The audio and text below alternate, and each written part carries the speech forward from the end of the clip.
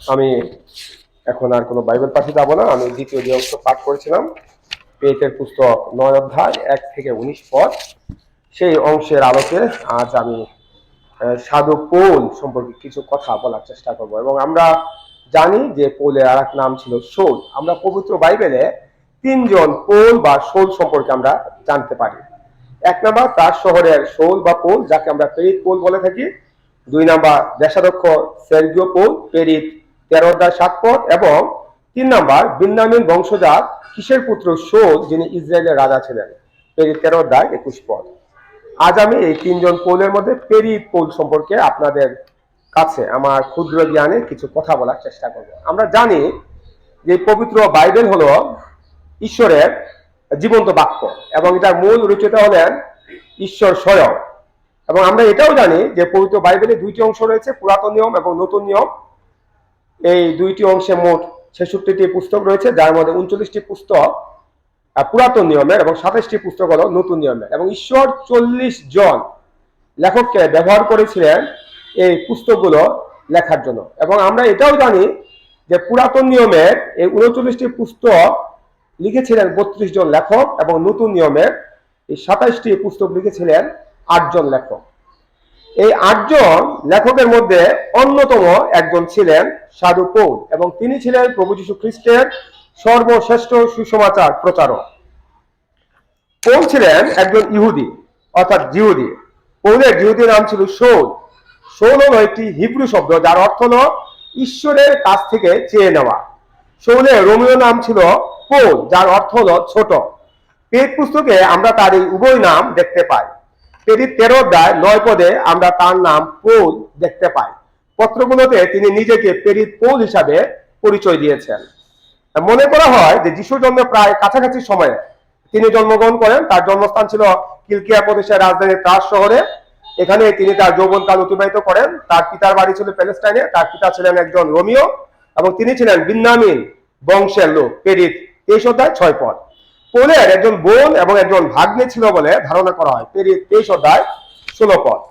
খুব সম্ভবত তিনি প্রথম জীবনে ব্যবসায়ী শিক্ষা লাভ করেন এবং তিনি ব্যবসায়ী হতে চেয়েছিলেন, কিন্তু তার পরিবারের সদস্যরা চেয়েছিল যেন তিনি ধর্মীয় শিক্ষা গ্রহণ করেন এবং একজন ধর্মীয় নেতা হন, কেননা তৎকালীন সময়ে ধর্মীয় নেতাদের সমাজে অনেক সম্মান ছিল। খুব সম্ভবত তিনি ত্রাস শহরে বিখ্যাত বিশ্ববিদ্যালয়টিতে লেখাপড়া করেছিলেন, যেটি ছিল তৎকালীন সময়ে রোমের 3টি প্রধান বিশ্ববিদ্যালয়ের মধ্যে একটি। পরে তিনি ধর্মীয় শিক্ষক হওয়ার জন্য জেরুসালেমে চলে যান এবং শিক্ষক গমলিয়েলের কাছে শিক্ষা লাভ করেন। ধর্মীয় শিক্ষা লাভ করার পর তিনি তার শহরে ফিরে আসেন এবং ইহুদিদের সমাজ ব্যবস্থার সাথে নিজেকে জড়িত করেন এবং খুব গুরুত্বপূর্ণ ভূমিকা তিনি পালন করেন।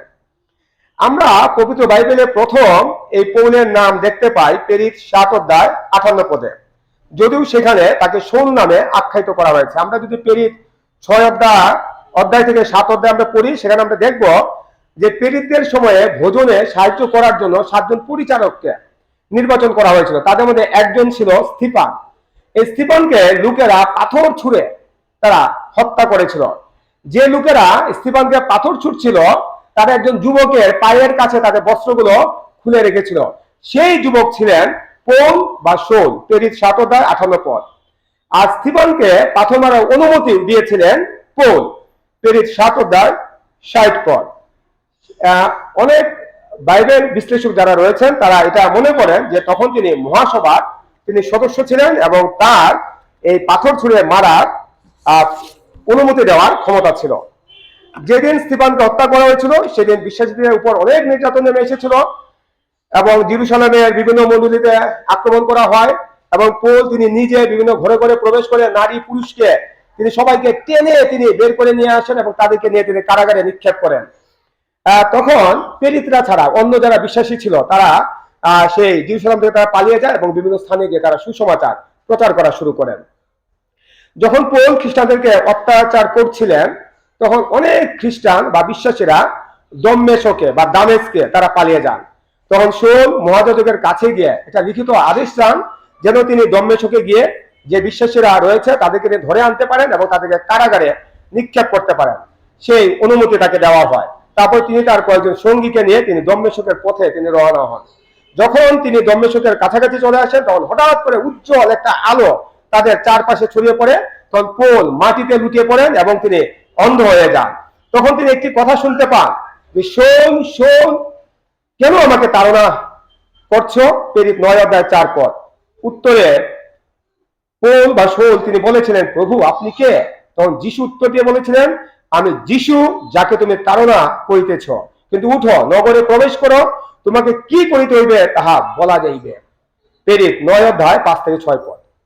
তার সাথে যারা ছিল তারা সেই কথাগুলো শুনতে পেয়েছিল, কিন্তু কে বলছে তা তারা দেখতে পায়নি। পরে তারা শৌলকে মাটি থেকে তুলে, কিন্তু শৌল কিছুই দেখতে পায়নি, কেন তিনি অন্ধ হয়ে গিয়েছিলেন। তখন তারা তাকে সেই দম্মেশকে নিয়ে যান। সেখানে তিনি 3 দিন গভীর ধ্যানের মধ্যে তিনি আচ্ছন্ন ছিলেন এবং এই 3 দিন তিনি কিছুই খাননি, কোনো কিছু পানও করেননি, আহারও করেননি। তখন তার মন পরিবর্তন হয় এবং সেই দম্মেশকে অননীয় নামে একজন বিশ্বাসী ছিলেন। তিনি পৌলের এই মন পরিবর্তনে তিনি দর্শন পান এবং পৌলের কাছে যান। যখন তিনি পৌলের কাছে যান তখন পৌলের চোখ খুলে যায় এবং পৌল অননীয়র কাছে বাপ্তিস্ম গ্রহণ করেন। তখন তার জীবনে সম্পূর্ণ রূপে পরিবর্তন নেমে আসে। তারপর থেকে তিনি নিজেকে প্রচার কাজে নিযুক্ত করেন এবং যিশুর সুসমাচার প্রচার করেন। তিনি বিভিন্ন সমাজকে এটা প্রচার করতে শুরু করেন যে যিশুই ঈশ্বরের পুত্র। তার এই প্রচার শুনে লোকেরা খুবই আশ্চর্য হতো এবং তারা বলতো যে এই ব্যক্তি যারা যিশুর নামে ডাকতো তাদেরকে নির্যাতন করতো এবং আজ সে নিজেই সে যিশুর নামে প্রচার করছে। অনেক লোকেরা তার প্রচার শুনে ঈশ্বরের উপর বিশ্বাস করতে শুরু করে এবং দিনে দিনে বিশ্বাসীদের সংখ্যা বৃদ্ধি পেতে থাকে। কিন্তু তখন যারা জিহুদি ছিল তারা তাকে হত্যা করার জন্য বিভিন্ন পরিকল্পনা করে। তারা দিন রাত তারা পাহারা দিতে থাকে যেন শৌল পালিয়ে যেতে না পারে। একদিন রাতের বেলা শিষ্যেরা একটা ঝুড়িতে করে শৌলকে একটা প্রাচীরের অন্য পারে তারা নামিয়ে দেয়। তখন তিনি জেরুজালেমে ফিরে যান এবং প্রেরিত শিষ্যদের সাথে তিনি যোগ দিতে চান, কিন্তু প্রেরিত শিষ্যরা ভয় পায়, কেননা তারা তার সেই দর্শনের কথা তারা জানতেন না। তখন বার্নবা শৌলের হাত ধরে প্রেরিতদের নিকটে নিয়ে যান এবং দম্মেশকে তিনি যে দর্শন পেয়েছিলেন সেই বিষয়ে প্রেরিতদেরকে বলেন। তখন প্রেরিত শিষ্যরা তাকে গ্রহণ করে এবং শৌল সেই প্রেরিত শিষ্যদের সাথে থেকে যিশুর বিষয়ে তিনি প্রচার করতে থাকেন। কিন্তু জিহুদিরা তাকে হত্যা করার পরিকল্পনা করতে থাকে। তখন শিষ্যরা তাকে কৈশোরিয়াতে নিয়ে যায় এবং তারসো নগরীতে পাঠিয়ে দেয়। পরে বার্নবা তারসে গিয়ে শৌলকে আন্তিওখিয়াতে নিয়ে আসেন। সেখানে তারা 1 বছর লোকদের কাছে সুসমাচার প্রচার করেন। তাদের এই প্রচারের ফলে আন্তিওখিয়াতে যারা বিশ্বাসী ছিলেন তারাই প্রথম খ্রিস্টিয়ান বা খ্রিস্টান বলে আখ্যায়িত হয়। প্রেরিত 11:26 পদ। সেই সময়ে কয়েকজন ভাববাদী জেরুজালেম থেকে আন্তিওখিয়াতে আসেন এবং তাদের মধ্যে একজনের নাম ছিল আগাব। তিনি বলেন যে সমুদয় পৃথিবীতে মহা দুর্ভিক্ষ হবে। তখন বিশ্বাসীরা বার্নবা এবং শৌলের মাধ্যমে তারা তাদের সামর্থ্য অনুযায়ী পৃথিবীর বিভিন্ন স্থানে যারা বিশ্বাসী ছিল তাদের জন্য তারা সাহায্য পাঠাতে শুরু করে। বাইবেল বিশ্লেষকরা মনে করেন খুব সম্ভবত 47 থেকে 56 খ্রিস্টাব্দ পর্যন্ত এই 10 বছরে পৌল 3টি প্রচার যাত্রায় তিনি নেতৃত্ব দিয়েছিলেন। এক, পৌলের প্রথম প্রচার যাত্রা খুব সম্ভবত 47 থেকে 48 খ্রিস্টাব্দে, প্রেরিত 13:1 পদ থেকে 14:28 পদ পর্যন্ত। 2, পৌলের দ্বিতীয় প্রচার যাত্রা খুব সম্ভবত 49 থেকে 52 খ্রিস্টাব্দে, প্রেরিত 15:36 থেকে 18:22 পদ। এবং 3, পৌলের তৃতীয় প্রচার যাত্রা খুব সম্ভবত 52 থেকে 56 খ্রিস্টাব্দ, প্রেরিত 18:23 পদ থেকে 21:17 পদ। সুসমাচার প্রচারের জন্য পৌলের প্রথম যে যাত্রা, সেখানে আমরা দেখতে পাই যে একদিন পবিত্র আত্মা শিষ্যদেরকে বললেন যে প্রচার কার্যের জন্য শিষ্যেরা যেন বার্নবা এবং শৌলকে আলাদা করে দেয়। তখন শিষ্যেরা উপবাস এবং প্রার্থনা করে তাদেরকে বিদায় দেন। যোহনও তাদের সাথে যান। তারা সিলুকিয়া ও সালামি নগরে প্রচার করার পর পাফ নগরে যান। সেখানকার দেশাধ্যক্ষ ছিলেন সের্গীয় পৌল। তিনি বার্নবা এবং শৌলের কাছে ঈশ্বরের বাক্য শুনতে চান, কিন্তু পাফ নগরে বর যিশু নামে একজন মায়াবী ও ভাববাদী ছিলেন। তিনি দেশাধ্যক্ষকে ঈশ্বরের বাক্য শোনা থেকে বিরত রাখার চেষ্টা করেন। তখন পৌল সেই মায়াবীকে বলেন যে যেহেতু সে প্রভু সরল পথে বিরুদ্ধে কাজ করছে, তাই প্রভু হস্ত বিস্তার করে তাকে অন্ধ করবেন। এবং এই কথা বলার পরে সেই মায়াবী অন্ধ হয়ে যায়। এটা দেখে দেশাধ্যক্ষ ঈশ্বরের উপর তার বিশ্বাস স্থাপন করে। তারপর বার্নবা এবং শৌল পাম্পুলিয়ার পর্গা নগরে যান। তখন যোহন তাদেরকে ছেড়ে চলে যান। তারপর বার্নবা এবং পৌল পিসিডিয়ার আন্তিওখিয়াতে উপস্থিত হন এবং বিশ্রামবারের সমাজগৃহে যান। সেখানকার অধ্যক্ষরা তাদেরকে প্রচার করতে বলেন। পৌল তাদের কাছে যিশুর বিষয়ে প্রচার করেন। আর তার প্রচার শেষ হবার পর লোকেরা তাদেরকে অনুরোধ করেন যেন পরের বিশ্রামবার দিনেও তারা এসে প্রচার করেন। এবং পরের বিশ্রামবার দিন নগরে প্রায় সব লোক ঈশ্বরের বাক্য শোনার জন্য সে সমাজগৃহে উপস্থিত হয়। তাদের মধ্যে অনেকে তাদের সেই প্রচারে বিশ্বাস করে এবং বিশ্বাসী হয়, কিন্তু জিহুদিরা তাদেরকে হত্যা করার জন্য বিভিন্ন পরিকল্পনা করতে থাকে এবং বার্নবা এবং পৌলকে নগর থেকে তারা বের করে দেয়। তখন বার্নবা এবং পৌল ইট নিয়ে যান এবং লোকদের কাছে সুসমাচার প্রচার করেন। সেখানেও জিহুদিরা তাদেরকে বাধা দেয়, কিন্তু সেখানে তারা সাহসের সাথে প্রচার করেন এবং বিভিন্ন চিহ্ন কার্য এবং অদ্ভুত লক্ষণ তারা সংগঠিত করেন। এর ফলে সেখানকার লোকেরা দুইটি দলে বিভক্ত হয়ে যায়, একটা দল জিহুদিদের পক্ষে এবং আরেকটি দল প্রেরিতদের পক্ষে। জিহুদিদের পক্ষের লোকেরা প্রেরিতের পক্ষে লোকদেরকে অপমান করত এবং পাথর মারত। তাই প্রেরিতের পক্ষে যারা ছিল তারা সেখান থেকে বিভিন্ন স্থানে তারা ছড়িয়ে পড়েন এবং সুসমাচার প্রচার করেন। বার্নবা ও পৌল লুকায়োনিয়ার লুস্ত্রা নগরে যান। সেখানে জন্মখঞ্জ একজন লোক ছিল, সে পৌলের প্রচার শুনছিল এবং সে পৌলের দিকে এক দৃষ্টিতে এমন ভাবে চেয়েছিল যে পৌল বুঝতে পেরেছিল যে সে সুস্থ হতে চাচ্ছে। তখন পৌল তাকে উঠে দাঁড়াতে বললেন, আর তখনই সে উঠে দাঁড়ালো। এই ঘটনা থেকে লোকেরা বলতে লাগলো, দেবতারা মনুষ্য রূপ ধারণ করিয়া আমাদের মধ্যে অবতীর্ণ হইয়াছে। প্রেরিত 14:11 পদ। আর তাদের এই প্রচার ও আশ্চর্য কাজ দেখে অনেকে তাদের উপরে বিশ্বাস করলো। এদিকে আন্তিওখিয়া এবং ইকোনিয় থেকে কিছু জিহুদি এসে লোকদেরকে পৌলের বিরুদ্ধে খেপিয়ে তুললো এবং লোকেরা পৌলকে পাথর মারলো এবং সে মরে গেছে এটা মনে করে নগরে বাইরে নিয়ে তারা ফেলে দিল। যখন তারা চলে গেল এবং শিষ্যেরা সেই পৌলের চারপাশে এসে দাঁড়ালো, তখন তিনি উঠে দাঁড়ান এবং বার্নবার সাথে দর্বিতে চলে যান। সেখানে তারা প্রচার করেন, ফলে অনেক লোক শিষ্য হয়। তারপর তারা আবার লুস্ত্রা, ইকোনিয় এবং আন্তিওখিয়াতে ফিরে গিয়ে প্রচার করেন। তারা শিষ্যদেরকে এই শিক্ষা দেন যে অনেক ক্লেশের মধ্য দিয়ে ঈশ্বরের রাজ্যে প্রবেশ করতে হবে। তারপর তারা শিষ্যদের সাথে অনেক দিন সেখানে থাকেন। সুসমাচার প্রচারের জন্য পৌলের দ্বিতীয় যাত্রায় আমরা দেখতে পাই যে একদিন পৌল বার্নবাকে বললেন যে তারা যেসব এলাকায় প্রচার করেছিলেন সেসব এলাকার লোকেরা কেমন আছে তা দেখতে যাওয়া তাদের উচিত। তখন বার্নবা জোহনকে তাদের সাথে নিতে চাইলেন, কিন্তু পৌল রাজি হলেন না, কেননা জোহন এর আগে তাদেরকে ছেড়ে চলে গিয়েছিলেন। তখন পৌল এবং বার্নবার মধ্যে মতের অমিল হয়, কথা কাটাকাটি হয় এবং বার্নবা জোহনকে নিয়ে কুপ্র নগরে চলে যান। আর পৌল শিল নামক একজন শিষ্যকে নিয়ে সুরিয়া ও কিলিকিয়া নগরে গিয়ে প্রচার করেন। তারপর তিনি দর্বি ও লুস্ত্রায় উপস্থিত হন। সেখানে তিনি তিমোথিকে দেখা পান এবং প্রচার কাজের জন্য তিনি তাকেও সাথে নেন। তারা ইউরোপ মহাখণ্ডে ফিলিপি নগরে যান এবং প্রচার করেন। সেখানে ভবিষ্যৎবাণী বলতে পারা আত্মা বিশিষ্ট একটা মহিলা ছিল। এই মহিলার মাধ্যমে লোকেরা টাকা উপার্জন করতো, কেননা এই মহিলা বিভিন্ন লোকদের সম্পর্কে ভবিষ্যৎবাণী বলতো এবং সেগুলো সত্য হতো এবং কিছু লোক ছিল যারা তার মাধ্যমে টাকা উপার্জন করতো। সেই মহিলা পৌলের বিষয়ে লোকদেরকে চিৎকার করে বলেছিল যে এই ব্যক্তি ঈশ্বরের দাস, সে তোমাদেরকে পরিত্রাণের পথ জানাইতেছেন। আর একদিন পৌল সেই আত্মাকে সেই মহিলার মধ্য থেকে ধমক দিয়ে তিনি বের করে দিয়েছিলেন। তখন যে লোকেরা সেই মহিলার মাধ্যমে টাকা উপার্জন করত তারা পৌল এবং শিলকে ধরে শাসনকর্তাদের কাছে নিয়ে যান এবং বলে যে তারা শহরে দাঙ্গা লাগাচ্ছে। তারা বলে যে আমরা রোমীয় এবং এরা জিহুদি, তারা যা প্রচার করছে তার মাধ্যমে আমাদের মধ্যে প্রভেদ তারা তৈরি করছে। তখন শাসনকর্তা তাদেরকে বেত্রাঘাত করে কারাগারে নিক্ষেপ করার আদেশ দেন। তখন তাদেরকে হাতে পায়ে কড়া লাগিয়ে কারাগারে রাখা হয়। মাঝরাতে পৌল এবং শিল প্রার্থনা করতে বসে, তখন মহা ভূমিকম্প হয়, তাদের বন্ধনগুলো খুলে যায়, কারাগারের সকল দ্বারগুলো খুলে যায়। এটা দেখে কারারক্ষক তিনি খুব ভয় পেয়ে যান এবং তিনি মনে করেন যে যারা বন্দী ছিল তারা হয়তো পালিয়ে গেছে এবং এটা ভেবে তিনি এটা ভয় পান যে এই যেহেতু বন্দীরা পালিয়ে গেছে তাই এখন হয়তো তাকে হত্যা করা হবে। তাই তিনি নিজেই নিজেকে হত্যা করতে চাইলেন, কিন্তু পৌল তাকে ডাকলেন এবং বললেন যে তারা পালিয়ে যাননি। তখন সে ভয়ে ভয়ে তাদের কাছে আসেন এবং দেখতে পান যে তারা আছে, সে বন্দীরা আছে। তখন সেই কারারক্ষী তাদেরকে তার বাড়িতে নিয়ে যায়। পৌল তাদের কাছে সুসমাচার প্রচার করেন এবং সেই পরিবারের সবাই ঈশ্বরের প্রতি বিশ্বাস স্থাপন করে।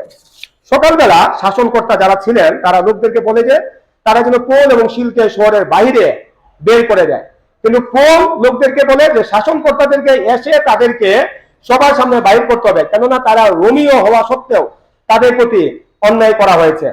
যখন শাসনকর্তারা জানতে পারলো যে তিনি রোমীয়, তখন তারা ভয় পেলেন এবং তারা পোল এবং শিলের কাছে এসে তারা যেন শহর থেকে বের হয়ে যান সেই জন্য তাদেরকে অনুরোধ করলেন। তখন পোল ও শিল তারা সেই শহর থেকে বের হয়ে চলে যান এবং তারা থিসলনিকি, আথিনি, করিন্থীয় এলাকায় বিভিন্ন মণ্ডলীতে প্রচার করেন এবং জেরুজালেমে আন্তিওখিয়াতে চলে যান।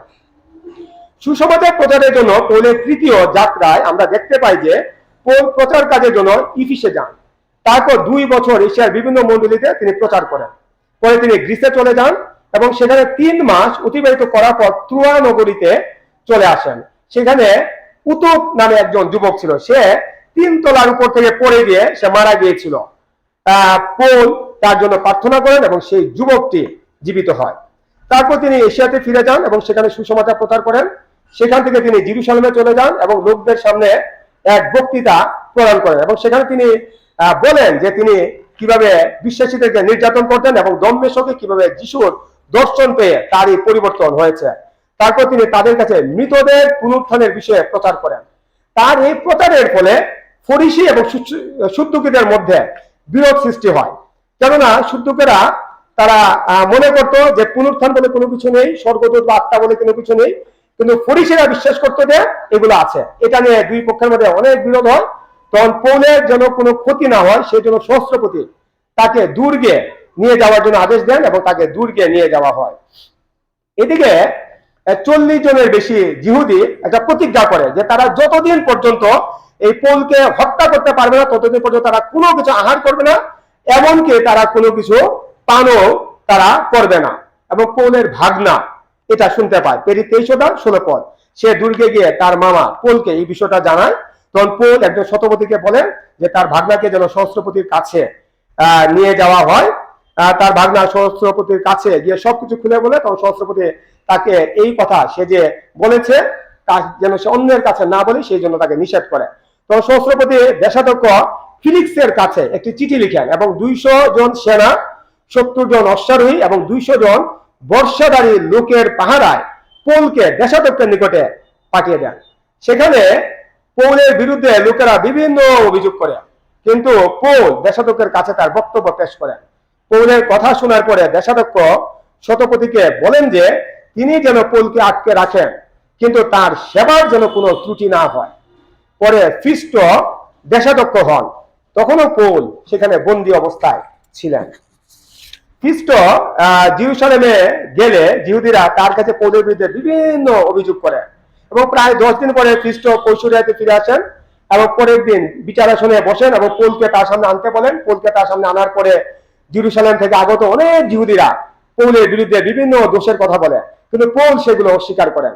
কিন্তু ফিস্ট জিহুদিদের কাছে খুব ভালো হওয়ার জন্য, প্রীতির পাত্র হওয়ার জন্য তিনি পৌলকে জেরুজালেমে পাঠিয়ে বিচার করার কথা বলেন। কিন্তু পৌল বলেন যে তিনি কৈশোরে বিচারাসনের সামনে দাঁড়িয়ে আছেন, তাই তার বিচার কৈশোরের সামনেই হওয়া উচিত। তখন ফিস্ট কৈশোরের সামনে তার বিচার করতে রাজি হন। কয়েকদিন পরে আগ্রিব রাজা কৈশোরে আসেন। ফিস্ট পৌলের বিষয়ে তাকে বলেন এবং আগ্রিব রাজা পৌলের সাথে কথা বলার ইচ্ছা প্রকাশ করেন। পরের দিন পৌলকে আগ্রিব রাজার সম্মুখে আনা হয়। আগ্রিব রাজা পৌলকে আত্মপক্ষ সমর্পণ করার সুযোগ দেন।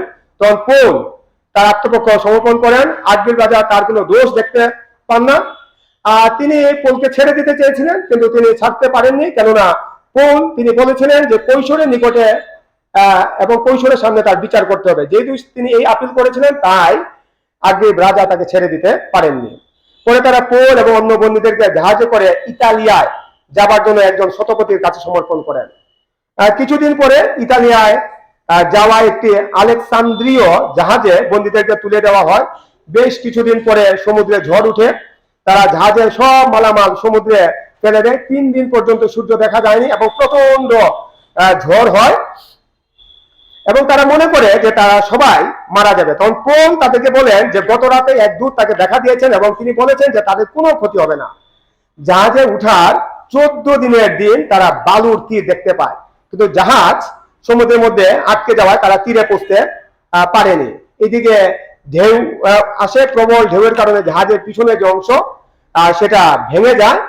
আর তখন যারা সেনা ছিল তারা ভাবলো যে বন্দীরা হয়তো পালিয়ে যাবে, তাই তাদেরকে হত্যা করা তারা পরিকল্পনা করে। কিন্তু শতপতি পোলকে রক্ষা করার প্রচেষ্টা চালায় এবং তাই তিনি সেনাদেরকে বলেন যেন তারা বন্দীদেরকে যেন হত্যা না করে। তারপরে তিনি সেই জাহাজের সবাইকে বলেন যে যারা সাঁতার পারে তারা সাঁতরে যেন তীরে চলে যায়, এবং যারা সাঁতার পারে না তারা যেন কাঠ বা যা কিছু পায় তা ধরে যেন তারা সেই তীরে চলে যায়। সেই তীরে যাবার পরে তারা জানতে পারে সেই দ্বীপের নাম ছিল মিলিতা। সেখানকার লোকেরা তাদের খুব আপ্যায়ন করে।